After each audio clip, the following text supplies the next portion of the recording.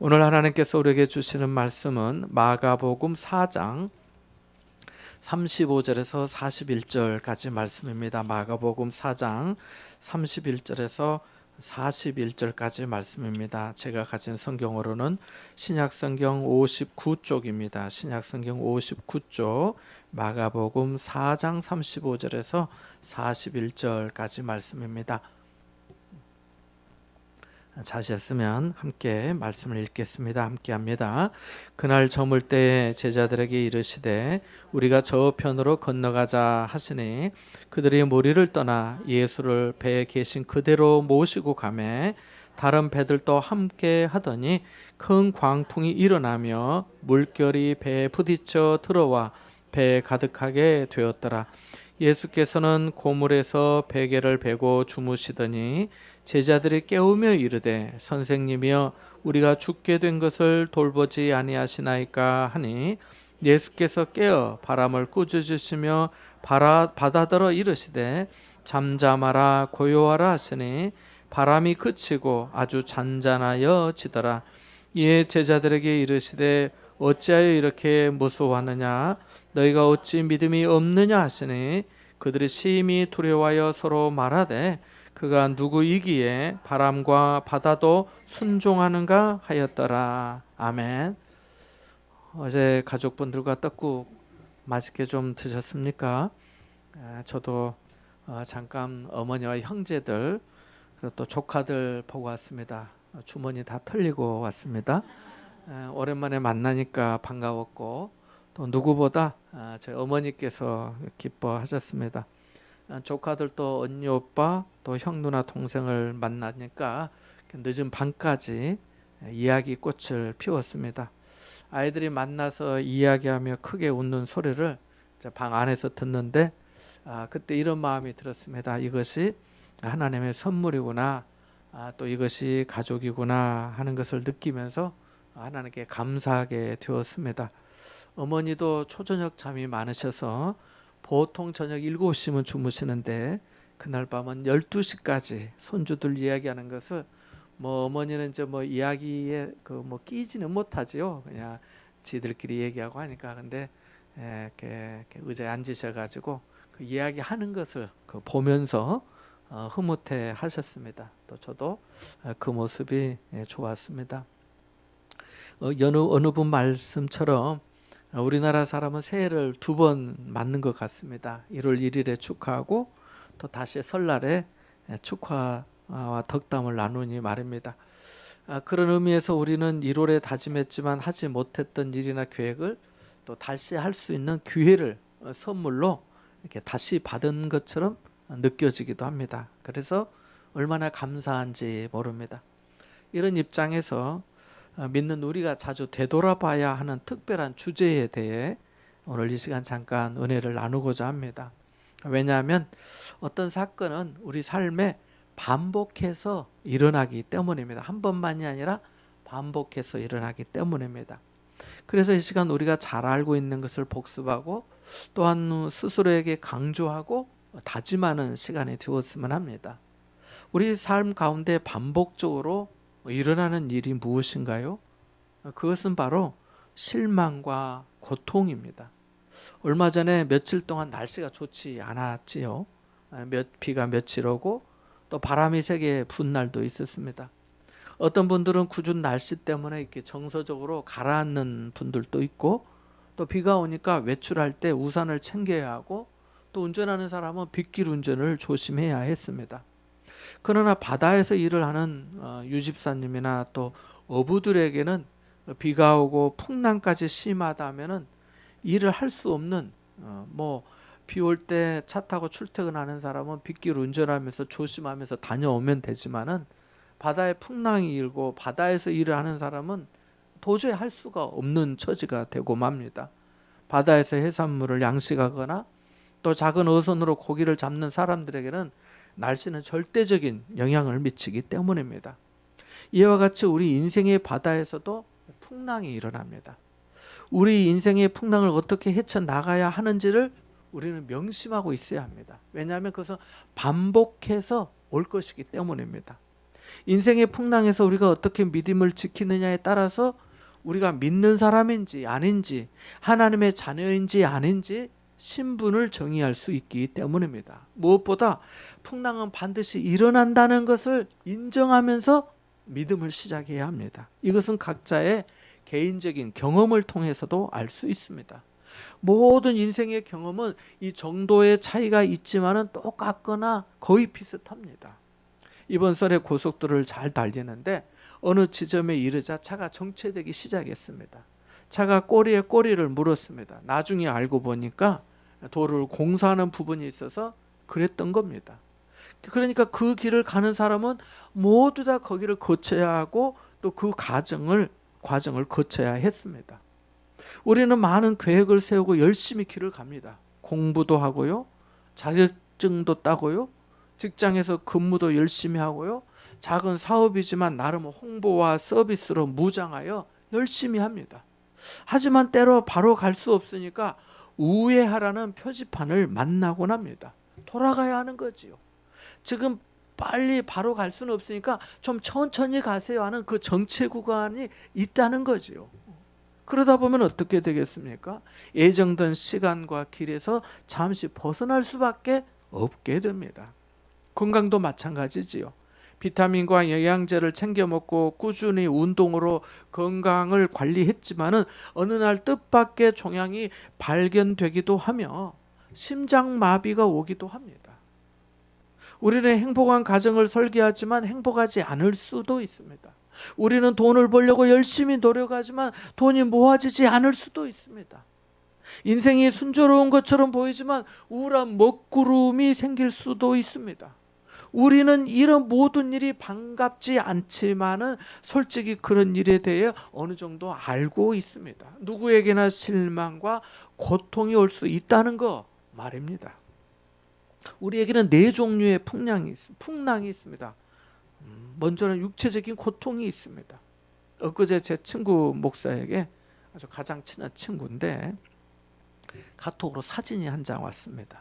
그래서 다 와서 열어보니까 병원에 입원해가지고 링거를 맞고 있는 모습이었습니다. 그게 뭐 자랑이라고 저한테 딱 찍어서 보낸 겁니다. 그래서 제가 바로 전화를 했는데 연결이 안 되어서 1시간 후에 다시 전화해서 무슨 일이냐, 목사하고 있는데 어디 아프냐고 물었더니 나보고 대뜸 너 결석을 경험해 봤느냐 그러더라고요. 그래서 내가 아직 경험해 보지 못했지만 아파본 성도님에게 들으니까 그 얘기를 낳는 고통보다 더 아프다고 하더라고 말을 했더니 이렇게 내게 말하는 겁니다. 안 아파봤으면 말을 하지 말으라고. 그 얘기를 듣고 명절 연휴에 병원에 있어서 어쩌냐고 했더니 또 이 명절 연휴가 시작되니까 의사들도 없는 거예요. 명절 새로 가가지고.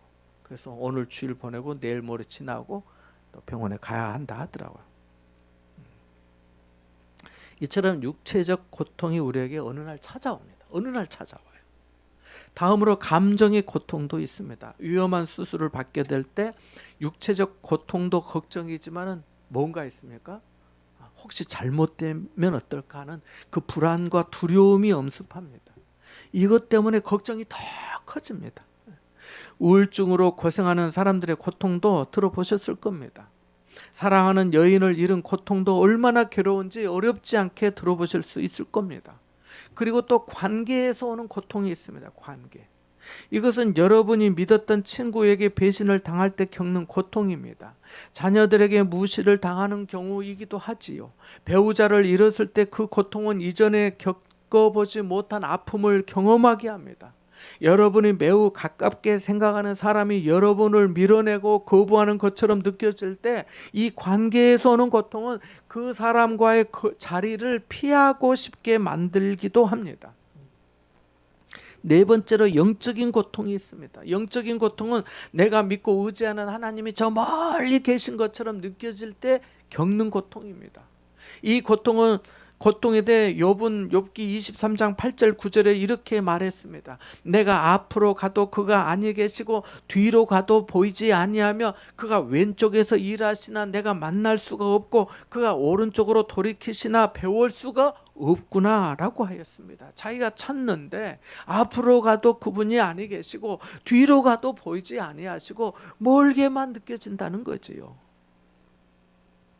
그는 자신이 지금 겪는 고통 속에서 기도하며 하나님을 찾고 부르짖는데 하나님이 멀게만 느껴지는 거, 마치 하나님이 나를 버리신 것처럼 느껴지는 거 말입니다. 자신과는 방향이 다른 것처럼 느껴졌던 것입니다.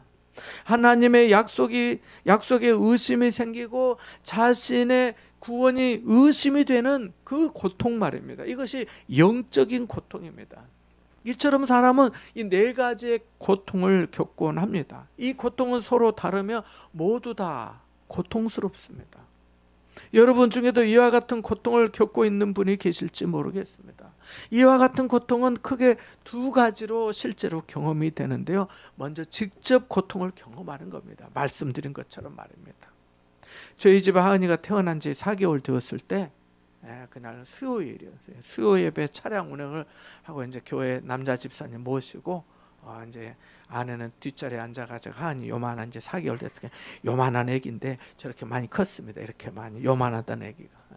그런데 이렇게 안고 이렇게 가는데 사거리 교차로에서 저는 정상적으로 이렇게 진행하는데 주행 중인데 저쪽에서 그냥 이렇게 1톤 봉고 트럭이 와서 저 있는 쪽으로 꽝 치는 바람에 뒤에 있는 차에 그 봉고차 문이 다 닫히고 밤이니까 수요에 뵈니까 닫히고 가는데 유리를 깨고 하니가 머리로 깨고 아스팔트 바닥으로 떨어져 버려요. 4차선 왕복 8차선 도로에 차들이 다니는 시간.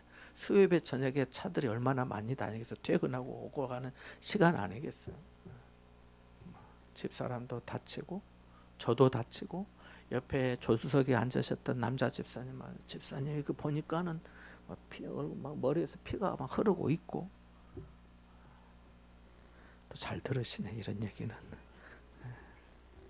그래서 하은이는 이제 머리 수술을 받아야 했고 저 아내는 다리에 기부스를 하고 오랫동안 입원해서 치료를 받아야 했습니다. 이렇게 사고를 당하거나 또는 무수하는 것이 있거나 누군가와의 어떤 관계가 깨졌거나 영적인 그 고통, 그 의심이 생기는 것 모두 다 직접 경험하는 거예요. 이런 일을 여러분 모두 다 또 경험해 보셨거나 아실 겁니다. 그리고 꼭 모든 것을 경험하지 않아도 알잖아요. 그 간접적인 경험으로 말입니다.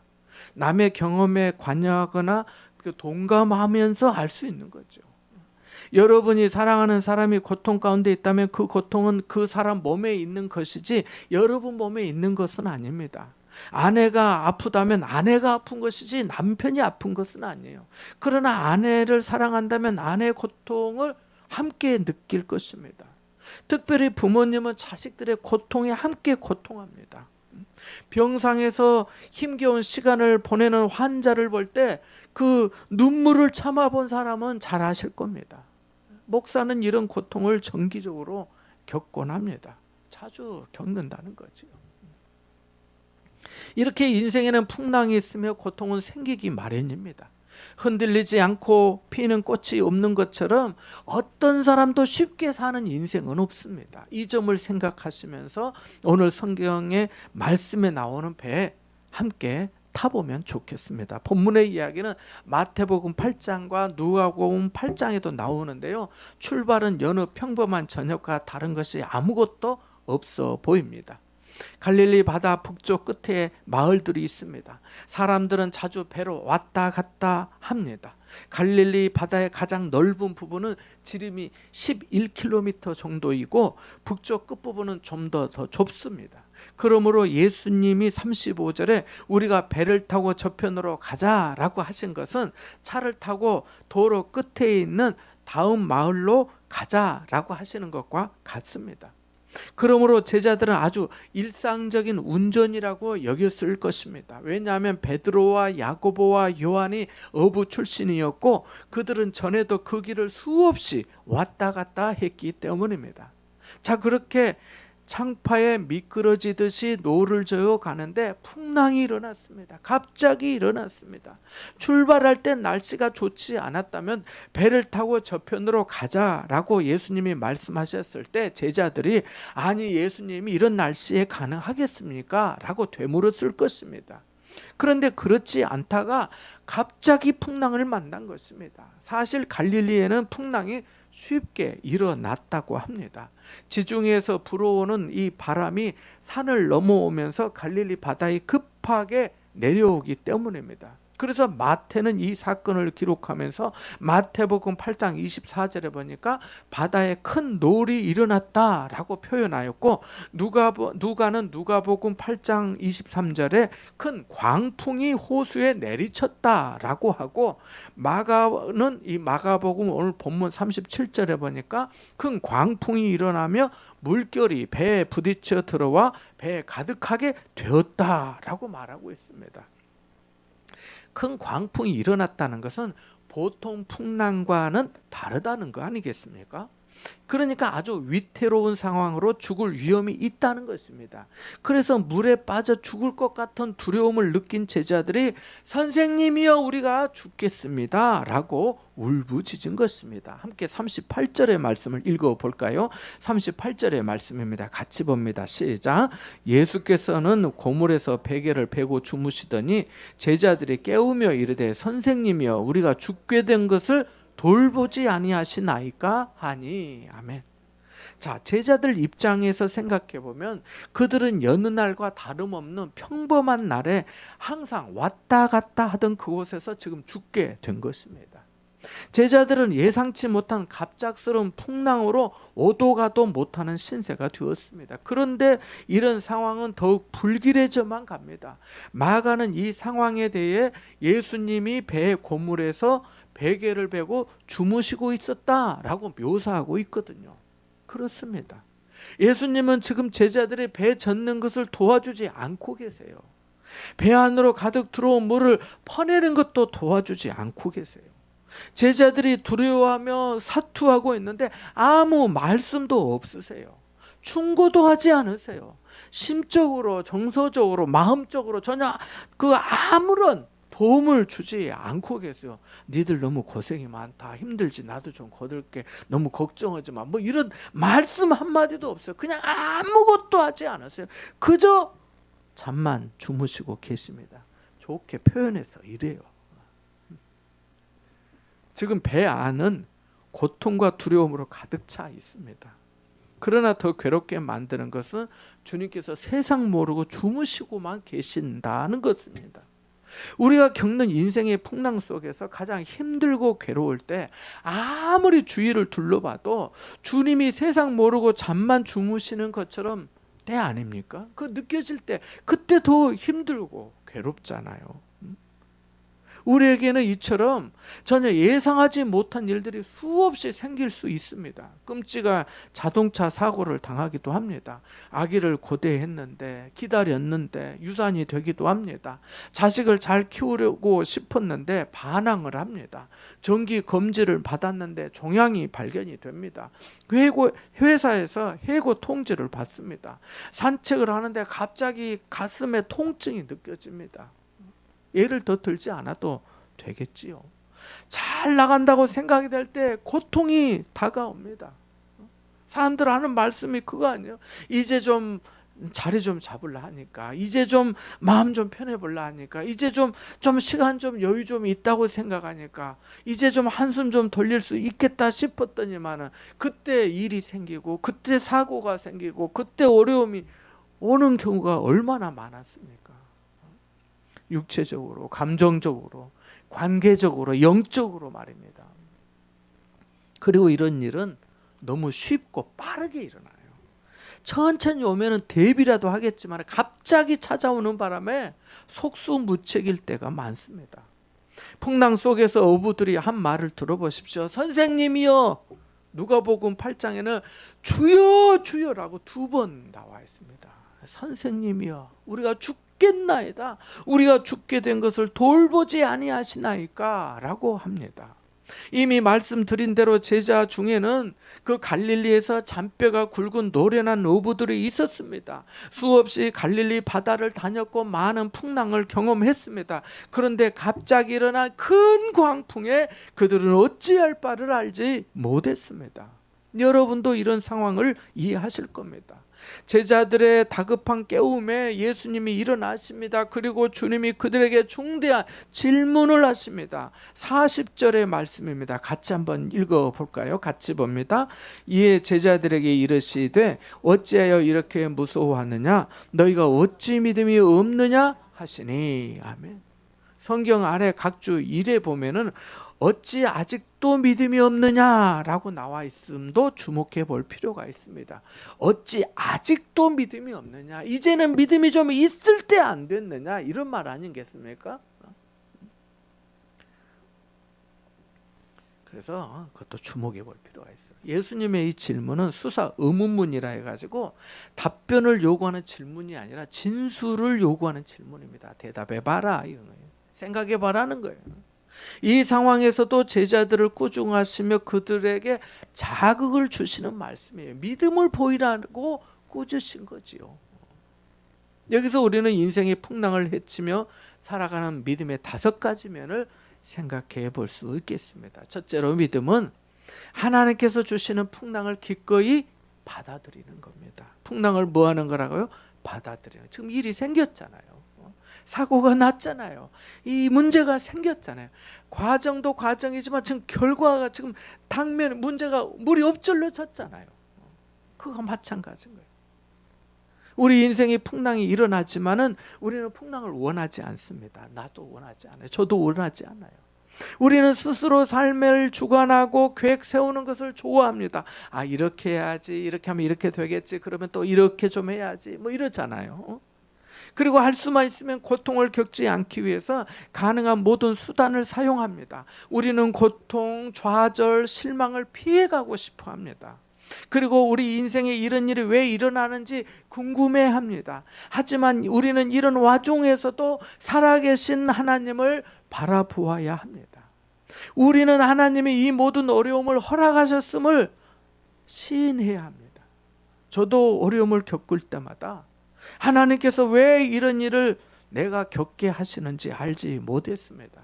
지금도 알지 못합니다. 그러나 하나님의 뜻과 섭리에는 우리가 이해하지 못하는 부분이 있습니다. 그래서 때로 더 혼란스럽기도 합니다. 왜 그래? 왜? 이유가 뭐야? 도대체 왜? 라고 합니다. 그러나 믿음은 하나님께서 처리하시도록 하나님께 모든 것을 기쁨으로 맡기는 것입니다. 그래서 저는 일이 갑자기 좀 복잡하고 신경 쓰이는 문제가 생길 때 저는 그때 더 감사합니다. 입술로 해요. 입술로. 하나님 감사합니다. 제가 감사해야 되겠지요 하면서 감사해버립니다. 그냥. 그리고 전적으로 하나님만을 신뢰하는 것입니다. 둘째로 믿음은 풍랑 앞에서 두려움을 선택하지 않는 것입니다. 제자들은 두려워했습니다. 그러니까 사실 우리들도 불안해하고 두려워하는 것도 자연스러워요. 제자들도 그랬는데 뭐 우리는 안 그러겠어요. 그러니까 두려워하는 것을 선택하지 말아야 되지만 두려움이 선택을 했다면 그 제자들도 그랬으니까 주님이 이해는 해 주시겠지 이렇게 생각하셔도 그렇게 나쁘지는 않아요. 자, 그렇지만 두려워하지 않는 게 좋습니다. 이 제자들이 지레 겁을 먹었잖아요. 우리는 무슨 일이 좀 생기면 호들갑을 떨면서 막 이렇게 어쩌지 이렇게 커져가요. 왜 그래요? 그거잖아요. 그거. 우리는 그럴 때가 많아요. 제자들도 미리 결론을 만들어 놓고서 울부짖었잖아요. 아이고 선생님 우리 죽습니다 이랬잖아요. 죽을 줄 아무도 안 죽었는데 죽는다고 하면서 극도의 두려움을 표현했어요. 그래서 예수님이 그들을 꾸짖으신 겁니다. 많은 풍랑은 우리를 두려워하도록 자극합니다. 두려움에 사람을 쪼그라들게 만들어요. 그러나 예수님은 이것은 옳지 않은 반응이라고 분명히 말씀하십니다. 예수님은 우리에게 이렇게 말씀하시는 거예요. 나는 너희의 두려움이 얼마나 자연스러운 것이고 정당한 것인지 이해해. 하지만 그것은 옳은 반응이 아니야. 나는 너희들이 너희들의 믿음을 행동으로 좀 보여줬으면 좋겠어라는 거예요. 왜 이렇게 말씀하시는 걸까요?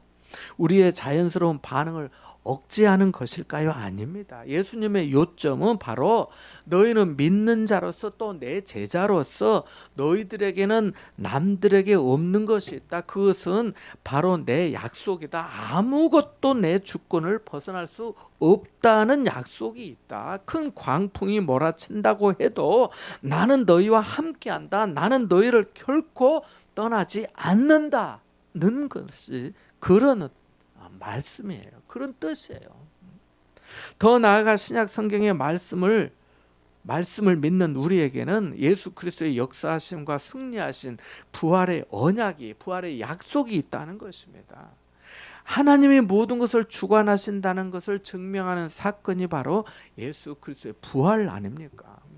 만약 이 세상에 그 공포의 사건이 있었다면 그것은 바로 예수님이 십자가에서 돌아가시고 장사된 날이라 할 수 있습니다. 그러나 하나님은 부활 사건을 통해 모든 두려움이 잘못되었음을 확인해 주셨습니다. 그런 거예요. 하나님은 우리가 보통 두려움으로 반응할 수밖에 없는 것을 믿음으로 이기고 하나님이 모든 것을 주관하신다는 약속을 붙잡기를 원하십니다. 그래서 두려움을 약속으로 전환하시기 바랍니다. 모두를 바꿔야 돼요. 셋째로 믿음은 해답이 없어도 자발적으로 전진하는 것입니다. 뭐가 없어도 전진하는 거라고요? 해답이 없어도. 제가 말하는 해답은 풍랑이 왜 일어났는지, 왜 우리에게 고통과 절망을 주시는지, 이런 것들이 우리에게 무슨 유익을 주기에 하나님이 허락하셨는지, 언제까지 이 고통을 겪어야 하는지에 대한 그 답을 의미합니다. 우리는 여기에 대한 답을 간절히 원합니다. 그래, 너 이렇게 하려고 내가 지금 고통을 줬어. 이렇게 말씀하신다고 하면은 내가 뭐 대단해서 고통을 그래 내가 그런 이유셨군요. 그러면 내가 기꺼이 감당하지요. 할 테면 해보세요. 이렇게 우리가 할 수 있을지라 아세요. 우리는 마음이 왔다 갔다 이렇게 해가지고요. 그것도 쉽지가 않아요.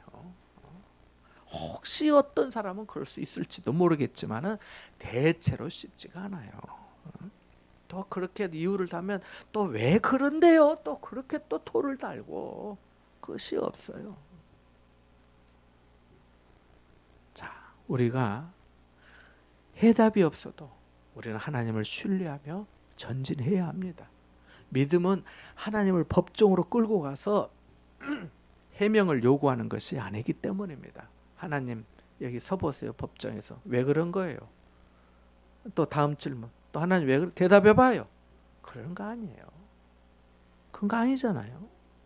믿음은 삶에서 도저히 알 수 없는 불가사의한 일들이 일어날지라도 기쁜 마음으로 주님을 바라고 살아가는 것이기 때문입니다. 믿음은 하나님을 상대로 따지는 것보다 하나님이 좋으신 분이라는 것을 신뢰하는 것이니까요. 그것이 믿음 아니겠습니까? 넷째로 믿음은 예수님이 주무시더라도 견디는 것입니다. 아마 이 부분이 제자들에게 가장 힘들었을 것입니다. 풍랑으로 죽을 것 같은데 예수님은 주무시고 계시니 얼마나 복장이 터졌겠습니까?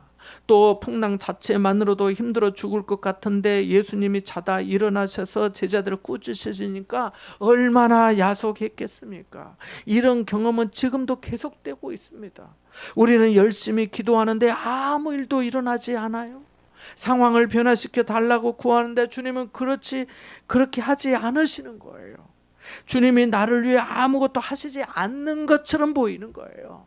우리 대부분은 이런 시간을 견딜 수 없어 합니다. 못 견뎌요. 못 견뎌. 예수님은 동전을 넣으면 바로 물건이 나오는 자판기가 아닙니다.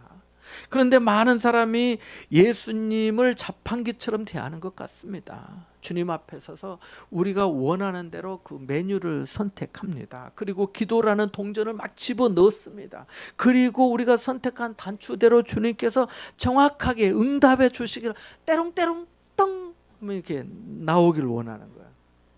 거스름돈까지 내주시면서 말입니다. 잔돈 여기 있습니다 하면서. 그러나 만약 그렇게 해주시, 그리고 그렇게 안 해주시면 실망해요. 실망. 왜 안 해주셔요? 내가 얼마나 많이 넣었는데 하면서 말해요. 그러면 넣은 거라도 내줘야지 하면서. 그렇게 하면 안 되지요. 자, 이러할 때, 그러니까 여러분이 기도라는 동전을 넣었을 때 선택한 메뉴대로 응답해 주시지 않는 하나님을 여러분은 어떻게 대하고 계십니까? 아무 일도 생기지 않으면 여러분은 어떻게 하시지요? 주님께서 고물에서 베개를 베고 주무시면서 어떻게 하십니까? 주무시고 계시면 어떻게 하시는 거예요? 아무 말씀 없이 잠만 주무시고 말씀하신다. 제가 말씀드려 좋게 표현을 해서 우리는 이런 예수님을 이해하지 못해요. 왜냐하면 우리는 우리가 원하는 것을 기도라는 동전으로 자판기에다 넣기만 하면 무엇이든지 들어주시는 그런 분으로 믿으려 하기 때문입니다. 구약 성경에서는 이것을 뭐라고 하는지 아십니까? 하나님의 침묵이라고 합니다. 따라서 한번 해보겠습니다. 하나님의 침묵. 하나님이 아무 말씀이 없으시는 것처럼 느껴지는 거예요. 이미 하나님은 성경의 말씀을 통해 말씀해 주셨는데도 불구하고 그거 말고 성경책 말고 하나님 나한테 따로 예를 들면 시편 1절에 이렇게 시인이 말합니다. 여호와여 어찌하여 멀리 서시며 어찌하여 환난 때 숨으시나이까 라고 하면서 시인이 부르짖고 있거든요. 사람들은 이럴 때 매우 힘들어합니다. 시편의 시인도 그랬습니다. 그러나 믿음은 이럴 때도 견디는 겁니다. 믿음은 오히려 이렇게 말하는 거지요. 주님은 침묵하실 수도 있다. 주님은 응답하지 않을 수도 있다. 베개 베고 주무실 수도 있다. 그러나 주님은 더 이상 우리를 돌보지 않는다고 나는 믿지. 그러나 주님이 더 이상 우리를 돌보지 않는다고 나는 믿지 않는다. 주무시고 계셔도 우리를 돌보신다고 나는 믿는다 라고 하는 거죠. 믿음은 다 알 수 없어도 그 사랑을 고백하는 거니까요. 마지막으로 믿음은 관계를 제일 우선시합니다. 예수님은 제자들이 상황보다는 관계가 우선이라는 사실을 깨닫기 원하셨습니다. 삶에서 일어나는 모든 사건의 해답을 이해하는 것보다 여러분이 누구에게 속했느냐가 더 중요합니다. 왜 하나님이 풍랑을 허락하셨는지를 아는 것보다 그것을 허락하신 하나님께 자신이 속해 있는지를 아는 것이 더 중요하다는 거예요. 예수님이 계신 배에 한번 들어가 보십시오. 예수님이 제자들을 꾸짖으십니다. 예수님은 제자들에게 풍랑에 대해 너무 많은 마음을 쓰지 말고 너와 내가 어떤 관계에 있는지에 대해 더 많은 관심을 가지라고 말씀하시는 겁니다. 너희가 아직도 믿음이 없느냐라고 하시는 말씀이 그런 의미입니다. 사랑하는 여러분, 이것을 제대로 알 때 비로소 해답을 얻을 수 있습니다. 마틴 로이드 존스 목사님은 예수님이 실제로 제자들에게 이런 말을 했을 것을 제자들에게 이런 말을 했을 것이라고 이런 말을 좀 기대했을 거라고 말합니다. 뭐라고 하냐면 이런 말이에요. 제자들이 이런 말을 했으면 좋았을 것을 기대했다는 거예요. 예수님, 풍랑과 파도와 물살과 바람이 거셉니다. 공포와 두려움이 저희를 사로잡으려고 합니다. 하지만 예수님도 이 모든 상황을 알고 계시고 우리가 예수님의 사랑과 보호 아래 있는 줄 압니다 라고 하는 말입니다. 그렇습니다. 우리가 실망과 고통을 당할 때, 인생의 큰 광풍이 일 때 가장 유익한 신앙의 반응은 괴로움으로부터 등을 돌려서 나는 정말 예수 그리스도에게 속해 있는가 라고 자문해 보는 것입니다. 내가 지금 겪는 이 어려움과 이 상황과 이 환경에서, 이 고통에서, 관계적 고통, 영적인 고통, 육체적 고통, 감정적 고통에서 내가 정말 예수 그리스도에게 여전히 속해 있는가? 라고 생각해 보는 거죠.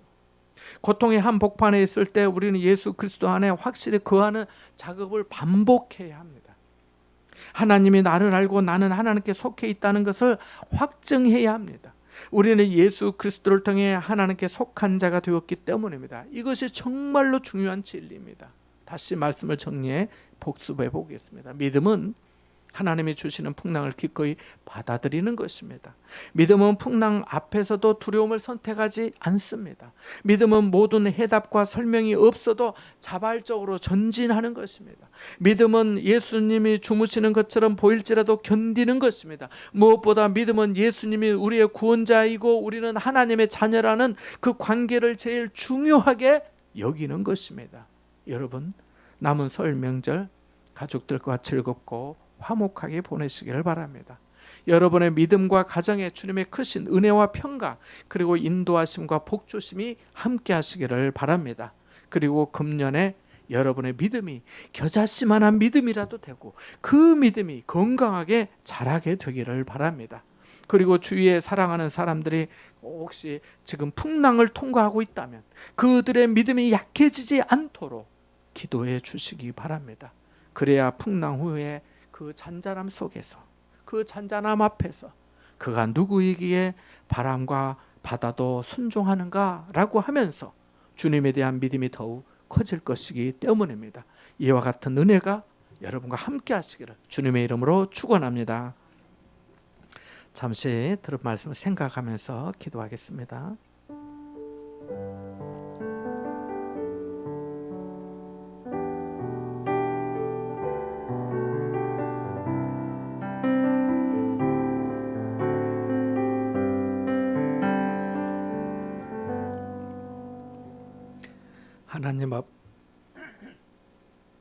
하나님 아버지, 인생의 풍랑이 있음을 알고 기꺼이 받아들이는 믿음을 주옵소서.